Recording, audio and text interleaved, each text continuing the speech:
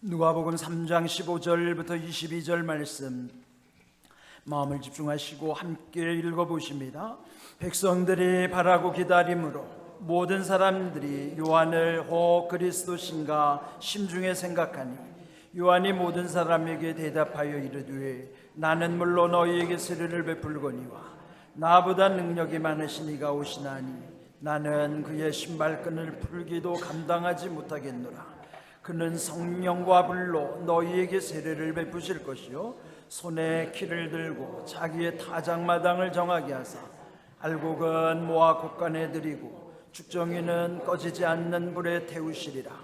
또 그 밖에 여러 가지로 권하여 백성에게 좋은 소식을 전하였으나 분봉왕 헤롯은 그의 동생의 아내 헤로디아의 일과 또 자기가 행한 모든 악한 일로 말미암아 요한에게 책망을 듣고 그 위에 한 가지 일을 더하여 요한을 요괴에 가두니라. 백성이 다 세례를 받을세 예수도 세례를 받으시고 기도하실 때에 하늘이 열리며 성령이 비둘기 같은 형체로 그의 위에 강림하시더니 하늘로부터 소리가 나기를 너는 내 사랑하는 아들이라 내가 너를 기뻐하노라 하시니라. 아멘. 교회의 달력, 교회력에 의하면은 지난 6일부터 주현절에 해당이 됩니다. 주현절, 다른 절기에 비해서 좀 생소하죠. 한문을 그대로 풀면은 주님께서 나타나신 날을 기념하는 절기예요. 현자가 나타날 현자입니다. 어디에 나타나셨을까요? 이 역사 가운데 등장하시는 것이죠. 그래서 예수님의 역사 가운데 나타나심을 성경에서 기록하는 것이 예수님의 공생의 3년의 사역을 그 말씀 속에 담고 있는 것이죠. 그래서 이 주현절기 동안에는 주로 예수님의 공생의 말씀을 묵상하는 시간이기도 한 것입니다. 이렇게 주현절을 정하는 것은 성탄절로부터 12일째 되는 날, 그러므로 12월 25일로부터 12일이 1월 6일이에요. 그래서 1월 6일로부터 주현절이 시작이 되고 3월 2일부터가 올해 사순절이거든요. 사순절을 앞둔 그 기간 안에 절기를 주현절기라 하는 것입니다. 오늘 이 말씀도 예수님의 역사 가운데 등장하시는 것이 본문에서는 세례 요한과의 만남으로부터 시작이 됩니다. 그 당시 예수님을 기다리는 많은 사람들이 있었어요. 오늘 주신 말씀 15절에 보면은 백성들이 바라고 기다림으로 모든 사람들이 요한을 혹 그리스도신가 심중에 생각하니 그랬어요. 당시에도 메시아 그리스도가 오실 것을 사람들이 고대하고 있었던 것이죠. 그런데 이 요한은 풍기는 외모도 범상치 않고 그가 전하는 메시지도 아주 강렬하고 아주 원색적인 메시지였습니다. 그 세례 요한에게 세례받으러 오는 사람들을 향하여 독사의 자식들아 누가 너희에게 일러 장차 올 진노를 피하라 하더냐 그랬습니다. 여러분, 이 독사의 자식들이란 말은 여기 번역을 이렇게 점잖게 해서 그렇지 우리의 용어로 말하면 우리는 개 XX라고만 해도 수치감을 느끼잖아요. 그런데 이 독사의 자식들이라는 것은 당시에 정말 입에 담을 수 없을 만큼 아주 강한 욕입니다. 만일 이런 욕을 오늘날 들었으면은 인격 모독죄로 걸릴 정도로 그렇게 독서를 듣고도 사람들이 요단강으로 세례받으러 물밀듯이 오는 것입니다.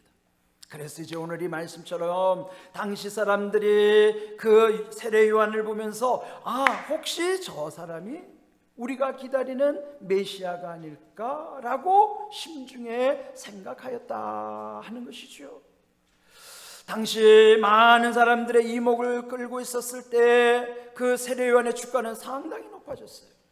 만일 이 세례 요한이 조금만 교만했더라면 그런 민중들의 욕구를 받아들여서 현혹할 수도 있었을 거예요. 당신들이 기다리는 메시아가 나요 라고 얼마든지 말할 수 있었을 거예요. 오늘날도 보면은 이단들이 많잖아요. 그들 교주들이 자기가 메시아라고 그리스도라고 말하는 것처럼 그 시대에 이 세례 요한도 얼마든지 혹세무민할 수도 있었을 것이에요. 그러나 요한은 하나님이 보내신 사자답게 자기 뒤에 오시는 예수님이 어떠한 분인가를 그들에게 담대하게 전했던 것입니다. 여기 본문 16절에 보시면은 나는 물로 세례를 베풀거니와 나보다 능력 많으신 이가 오시나니 그분께서는 성령과 불로 너희에게 세례를 베푸실 것이라 라고 단호하게 말씀을 전했던 것이에요. 요한은 물로 세례를 베풀었지만은 그 예수님은 성령으로 불로 세례를 주신다는 것이죠. 뿐만 아니라 그 다음 17절 말씀에도 보면은 그분은 손에 키를 들고 자기의 타작마당을 정하게 하시고 또 알곡과 죽정이를 나눈 다음에 알곡은 곡간에 드리고 죽정이는 불에 태우시는 심판의 주님으로 오신다는 사실도 알려주셨어요. 두 가지 다른 모습이지요. 성령과 물로 세례 베푸시는 것은 구원의 주님으로 오시는 처음 오시는 예수님의 모습이라면 여기 17절의 말씀은 우리가 고대하는 다시 오실 예수님 그분이 어떤 분이신가를 이미 그 당시 사람들에게도 또 재림의 예수님의 모습까지도 다 알려주신 거예요. 16절은 처음 오시는 예수님의 모습이요 17절은 다시 오실 우리가 고대하는 재림의 예수님 그분이 이렇게 심판하는 심판의 주님으로 오실 것을 이미 다 말씀해 주신 것이죠. 오늘 이 말씀 속에서 우리가 이 세례 요한의 그 정말 훌륭한 면모를 보게 되는 것이죠. 겸손하게 하나님의 뜻을 당시 그들에게 전해 주었다고 하는 것이죠. 결국 이 예수님과 세례 요한의 만남이 오늘 본문에 나오는데요. 오늘 이 읽은 말씀 21절 22절에 보시면은 예수님이 세례를 받으신 다음에 처음 한 일이 뭘까요? 기도하신 일이에요. 그리고 기도하심으로써 하늘이 열렸고요 성령이 비둘기 같은 형체로 주님 예수님께 강림하는 모습이 거기 나타난 것입니다. 누가는 역사 가운데 처음 등장하신 예수님이 처음으로 우리에게 보여주신 것이 무엇인가를 여기 기록해 놓고 있는 것이에요. 여러분 가장 중요한 것 처음에 와서 그 취지를 설명하는 거예요. 세례 요한도 그들에게 회개하라 천국이 가까이 왔느니라 단호하게 전했고 예수님도 그 복음을 전하시기에 앞서서 먼저 세례 받으신 다음에 중요한 것을 우리에게 보여주신 것은 기도가 중요하다는 것을 알려주신 거예요. 네, 여기 예수님이 기도하실 때 첫 번째 나타나는 현상은 하늘이 열리는 것이에요. 예수님의 기도 가운데 하늘이 열려졌다는 것은 오늘 우리의 기도 가운데도 하나님은 하늘을 여신다는 것을 성경 속에 원리를 담아주시는 거예요. 우리의 육신으로는 볼 수가 없잖아요. 육신은 영의 세계를 볼 수 없지만은 그러나 우리가 볼 수 없는 이 영의 세계를 성경은 원리를 담아서 기록해 놓으신 거예요. 우리는 믿기 때문에 그 진리의 말씀대로 예수님이 기도하실 때 하늘을 열어주셨던 것처럼 오늘 우리가 기도할 때도 하나님은 하늘을 여신다는 사실을 예수님은 우리에게 나타내 주신 것입니다. 여러분 우리 교회 다니면서 중요한 것은 기도의 원리를 알고 기도의 능력을 활용하는 거예요. 근데 여러분 우리가 기도 잘 하지 못하는 이유 중에 하나는 기도가 무엇인지 원리를 잘 모르기 때문에 기도하지 않는 경우가 많아요. 근데 예수님이 우리의 기도의 원리를 처음 보여주신 것은 기도는 하늘을 여는 마치 열쇠와 같다는 것을 보여주시는 거예요. 만일 이 원리를 믿고 원리를 믿는 사람이 기도할 때에 내 눈에 지금 당장 보이진 않지만은 영적인 세계 속에서 하나님이 내 기도를 들으시기 위해서 하늘을 열고 계시다는 사실을 믿는다면 기도하지 않을 사람이 누가 있겠어요? 우리가 그를 모르니까 기도하지 않는 거예요. 두 번째 예수님의 기도할 다음에 성령께서 비둘기와 같이 주님께 강림하셨다, 내려오셨다, 임재하셨다는 사실입니다. 이 또한 우리가 기도할 때에 하나님께서는 성령님이 우리 가운데 임재하신다는 사실을 알려주시는 거예요. 여러분, 이 사실을 안다면 기도할 때 여러분 성령이 여러분 가운데 찾아오신다는 것, 그거 알면 기도하지 않을 사람이 어디 있습니까? 그 다음 세 번째는요, 그 가운데 소리가 들린 거예요. 하늘로부터 소리가 나기를 너는 내 사랑하는 아들이라, 내가 너를 기뻐하노라. 여러분이 기도하면요, 그 소리가 내 육신의 귀에는 들리지 않을지라도 여기 성경의 말씀을 통해서 그 영적인 원리 가운데 하나님이 우리를 사랑하고 계시고 하나님이 우리로 인하여 기뻐하신다는 말씀을 이 말씀 속에 담아 놓으신 거예요. 그래서 여러분, 내가 경험하지 못했다고 해서 그것이 없는 것이 아니에요. 성경은 원리를 담아놓은 진리의 책이기 때문에 이 말씀을 그대로 믿는다면 우리가 기도할 때도 적어도 이 세 가지 우리의 그 원리 가운데 하나님이 역사하신다는 것을 믿어야만 합니다. 기도는요, 하늘이 열리는 거예요. 기도는 성령이 우리 가운데 임재하시는 사건이에요. 기도는 하나님이 우리를 사랑하신다는 것과 우리로 인하여 기뻐하신다는 말씀이 우리의 심령 속에 들리게 하시는 거예요. 네, 여기 하나님의 아들이신 예수님이니까 이렇게 말씀해 주셨겠지라고 생각하셨지만은 이미 예수님 오시기 전에 그 한 300~400년 전에 선지자였던 스바냐를 통해서도 그 말씀을 들려주셨습니다. 스바냐 3장 17절에 보시면 너의 하나님 여호와가 너로 말미암아 기쁨을 이기지 못하시며 너를 잠잠히 사랑하시며 너로 말미암아 즐거이 부르며 기뻐하시리라 라고 말씀해 주십니다. 스바냐는 당시의 선지자 이름이기도 하지만 전에 말씀드린 것처럼 그의 이름의 뜻 속에 우리가 포함되어 있다는 것이죠. 스바냐, 야훼께서 숨겨놓으신 자라는 뜻이에요. 당시 남은 자, 쉽게 표현하면 성도예요. 구약의 스바냐들이 있었던 것처럼 오늘의 이 시대의 스바냐는 하나님의 숨겨놓으신 성도들, 우리들이 스바냐들이라고요. 이 스바냐들을 향하여 하나님이 말씀하시면 나는 너의 하나님이다 말씀하시면 너로 말미암아 나는 기쁨을 이기지 못하고 너를 잠잠히 사랑하시며 너로 말미암아 즐거이 부르며 기뻐하신다는 사실을 우리에게 알려주시는 거예요. 그렇다면 예수님 기도하실 때 하늘을 여시고 성령이 임재하신 가운데 그 소리가 들려진 것처럼 이 스바냐나 예수님이나 오늘 우리의 기도 가운데에도 하나님은 동일하게 역사하신다는 사실을 먼저 여러분 믿으시기 바랍니다. 그 영적 원리를 믿는 거예요. 그래서 오늘 이 말씀 속에서 하나님이 우리 얼마나 사랑하시는가 그 말씀을 절대 신뢰한다면요, 우리는 누구든지 다 하나님을 향하여 기도에 그 몰입하게 되는 거예요. 저도요, 이 기도의 원리를 알고부터는 기도가 얼마나 소중한지, 기도할 때가 정말 기뻐요. 하루 중에 기도할 때가 저는 제일 기쁜 시간이에요. 여러분도 이 기도의 원리, 적어도 오늘 주신 말씀 세 가지 사실만 여러분이 믿어지고 깨달아진다면 여러분 삶 속에서 기도는 억지로 하는 게 아니에요. 기쁨으로 하는 거예요. 하나님 나로 인하여 기뻐하시고 하나님이 내 기도를 들으신다는 것이 얼마나 귀한가를 알기 때문이시죠. 뿐만 아니라 기도는요, 능력이라는 사실을 또한 성경에는 곳곳에 말씀하시고 있어요. 여러분 잘 아시는 천국 열쇠를 받았던 베드로 아시죠? 그 베드로의 신앙 고백 가운데 예수님은 그에게 천국의 열쇠를 주시는 장면이 마태복음 16장 19절에 기록되어 있어요.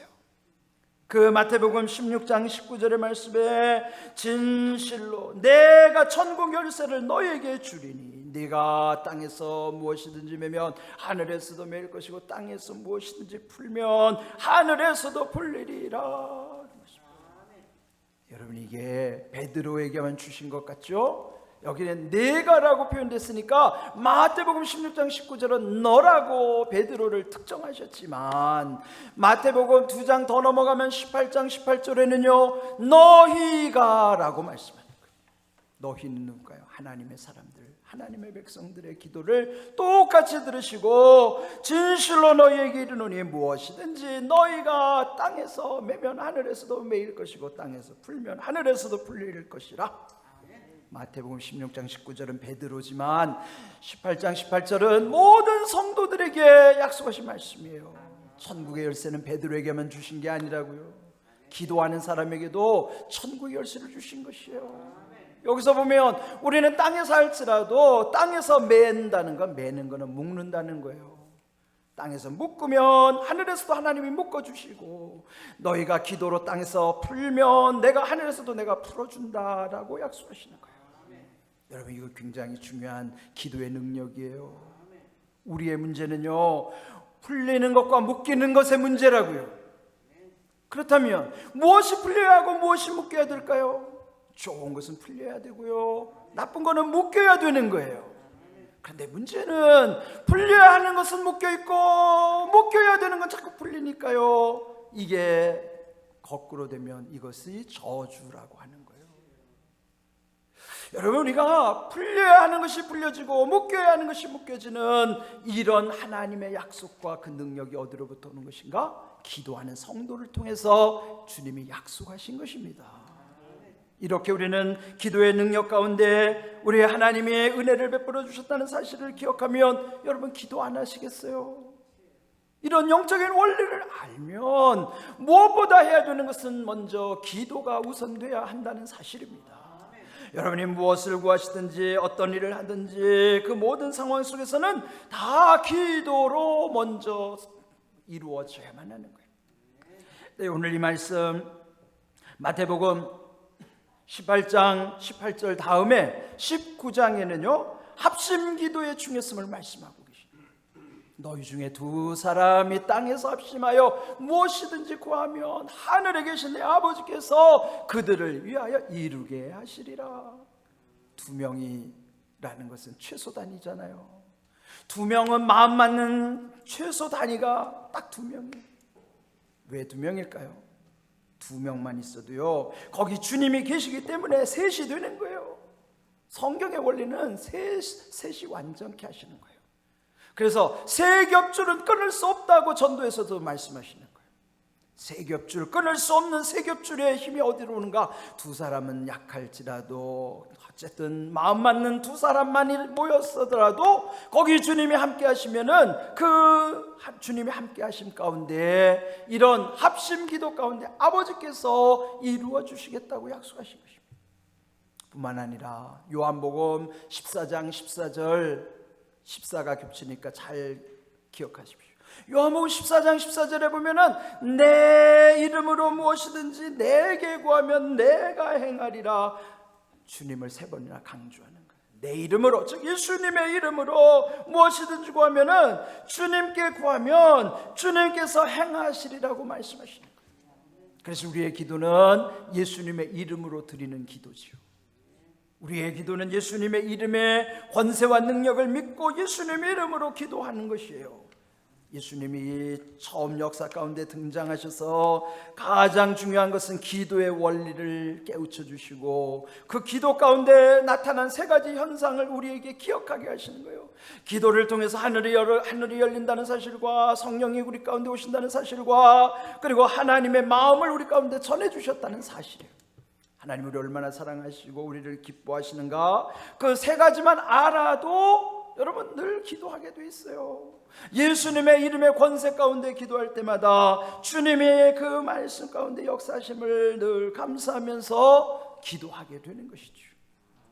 기도는요, 하늘을 연다는 것은 하늘과 접속될 뿐만 아니라 하나님과 연결되는 거예요. 그래서 여러분 무엇을 하든지 먼저 기도하셔야 됩니다. 기도로부터 모든 일이 이루어져 가야 됩니다. 어떨 때 생각하면은 하나님 나 기도 안 하셔도 다 아실 텐데 어련히 알아서 해주실까? 여러분, 우리는 하나님이 인격자라는 말씀을 많이 나눠요. 그거는 하나님은 철저히 원하는 자의 간청에 응하시는 분이시지 아무 때나 그냥 이렇게 해주시는 분이 아니라고요. 하나님은요, 우리의 기도 가운데 주님이 움직이시는 거예요. 그래서 우리는 항상 우리의 모든 형편 가운데 하나님 앞에 기도하는 그 기도로부터 모든 일이 이루어져야 되는 것입니다. 오늘 우리 안에 우리 교회 이사야 55장 3절을 표어로 정했어요. 영원한 언약 확실한 은혜를 약속하셨는데 그 앞에 전제가 있어요. 그건 다름 아닌 너희는 귀를 기울이고 내게로 나와 들으라. 이 명령이 우리에게 주시는 전제 조건이에요. 이 말씀에 순종하면 그리하면 이렇게 나옵니다. 여러분, 먼저 귀를 기울인다는 게 무엇일까요? 그 말씀을 향하여 귀를 세운다는 거, 우리 몸이 그쪽을 향하여 가는 거예요. 그럴 때 나오라고 말씀하실 뿐만 아니라 나와서 들으라고 청하시는 거예요. 이 코로나 깊어지면서 우려되는 것 중에 하나는 집에서 예배 드리는 것에 익숙해지고 마치 유튜브를 시청하는 것이 곧 예배인 것처럼 착각하는 착시 현상이에요. 물론 교회 나올 수 없는 형편이라 몸이 불편하셔서 집에서 예배 드릴 수밖에 없는 분들은 하나님이 그 중심을 아시죠. 그러나 나올 수 있음에도 불구하고 나오지 않고 그냥 그곳에서 유튜브로 시청하는 것을 예배라고 착각한다면 그것은 예배가 아닙니다. 믿음은요, 나오는 것이 믿음이에요. 나와서 이곳에서 말씀을 듣고 그 말씀 가운데 결단하는 것이 그게 믿음이란 말이에요. 그럼 우리는 먼저 하나님이 주시는 말씀에 귀를 기울일 뿐만 아니라 나와서 그 말씀을 들을 때에 여기 약속대로 우리 영혼이 살아나게 하신다는 사실. 우리 영혼이 살아야, 우리 영혼이 빛이 나야 모든 거 할 수 있는 거예요. 이번에 우리 335 이 제자훈련의 주제를 메시지로 마사지하라고 정한 까닭은 그런 까닭이에요. 제가 가만히 봤더니 마사지 잘 하시는 여성분들은요, 피부가 남다르더라고요. 광채가 나요. 투자한 게 헛되지 않아요. 그런데 얼굴만 빛나면 뭐 하겠어요? 영혼은 소멸되고 있는데 얼굴이 빛나는 것보다 더 중요한 것은요, 우리의 영혼이 빛나야 돼요. 얼굴에만 마사지하지 말고요, 하나님의 말씀 메시지를 가지고 여러분의 영혼도 마사지 하시기 바랍니다. 그래야 메시지로 마사지하면 영혼이 빛나면 우리의 피부도 빛납니다. 우리의 삶도 빛나게 돼 있어요. 올해 우리 제자훈련이 주제 정말 참 잘 정한 것 같아요. 그래서 여러분, 매일같이 이렇게 말씀 메시지로 마사지하면 우리의 영혼이 힘을 얻는 거예요. 영혼이 살아나게 하시는 거예요. 그런 가운데 너희를 위하여 영원한 언약을 맺으니 곧 다윗에게 허락한 확실한 은혜라. 다윗에게 허락했다는 것은 곧 다윗의 혈통을 이어오시는 예수님 메시아 계복 가운데서 확실한 은혜를 이루시겠다고 하는 거예요. 영원한 언약은 그 약속이죠. 그 영원하다는 것은 천국에 있는 것이고 천국을 향하는 것입니다. 이 땅에 영원이라는 것은 없어요. 영원한 언약은 하나님을 향하고 하나님께로 가는 그 약속, 천국 소망이 영원한 언약이에요. 그것을 붙잡고 주님 안에 있을 때만이 지금 현재 상황 속에서도 우리는 확실한 은혜를 누리게 되는 것입니다. 올해 우리는 이 영원한 언약 붙잡고 확실한 은혜를 누리는 해가 되어야만 하는 것이죠. 여러분, 우리 올해 55주년을 맞이하는 우리 교회에 이 귀한 비전을 주셨으니 이 말씀 붙잡고 예수님이 역사 가운데 처음 등장하셔서 가장 중요한 것이 기도의 원리임을 알려주신 것처럼 여러분도 이 기도의 원리를 깨달으시고 기도의 원리에만 머무르지 말고요, 이제는 그 기도의 원리를 활용하셔야 됩니다. 그럴 때 올 한해도 하나님이 기도 가운데 부어주시는 얼마나 큰 은혜가 있을지 우리가 함께 기대하는 거예요. 이런 놀라운 은혜를 늘 바라보면서 우리가 늘 평소 간구하는 것처럼 우리가 늘 하나님이 주시는 은혜와 복을 체험하며 간증하는 삶이 될 수 있도록, 그것은 결국 기도의 능력 가운데서 이루시는 것입니다. 이런 귀한 은혜를 여러분 마음에 깊이 새기시고 올 한해 2022년도 우리 교회 55주년을 맞이하는 해가 우리 교회뿐만 아니라 여러분 가정에도 여러분의 개인의 삶 속에서도 아주 의미 있고 복된 해가 될 수 있도록 여러분이 기도의 원리를 붙잡으시고 기도의 원리를 활용하시고, 그렇게 해서 이 기도를 통해서 우리에게 보여주시는 주님의 은혜를 누리는 삶 되기를, 큰 소리로 한번 아멘 해보세요. 그렇게 되기를 주님의 이름으로 축복합니다. 아멘.